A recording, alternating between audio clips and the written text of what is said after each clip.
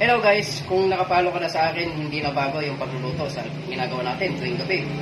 So, ang lulutuin natin ngayong gabi ay ensiladang talong. So, tara guys, samahan niyo ako. Siyempre, ang aking ensiladang talong, naihaw ko na dito sa may gas range. Wala tayong uling, kaya dito na lang natin inihaw. Ito ang gagawin natin, ensilada. Ihaw na natin yan, nabalatan na. Ito ang gagawin natin, ensilada, bago ang ilalagay ko. Bago ang isda. Yung, hindi lang, para hindi Siyempre, lalagyan natin to ng sibuyas at kamatis. Ayan, kulang pa ng siling haba. Siyempre, ang siling labuyo. Isang kutsara ang suka. Lalagyan natin ng nilagang itlog.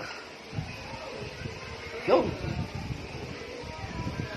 Yan, imimix lang natin guys. Ihulog natin ang ating bagong yan na guys, ang ating ensiladang talong. Yan, Ilocano style. Yes, sarap.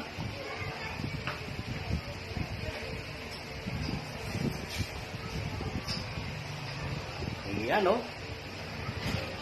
May sili. May itlog pa nilaga.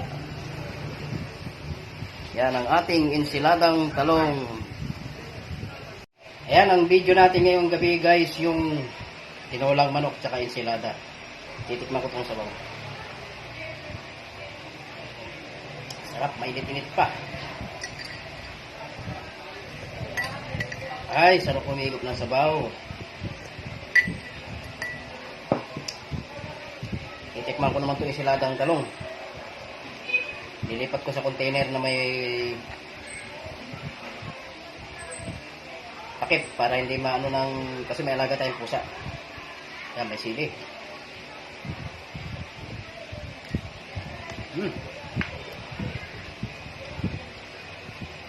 Sarap. Para sa aming mga Ilocano, pap na pap to. Kasi favorite namin yung may bagong. Ang ganito. Yan.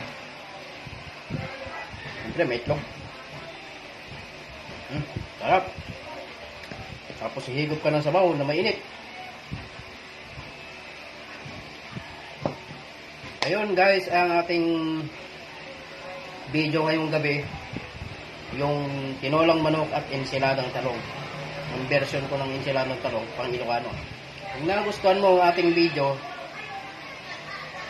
mag-react ka na at mag-comment. I-share mo na rin para mapanood ng iba. Salamat sa inyong panonood. Bye-bye!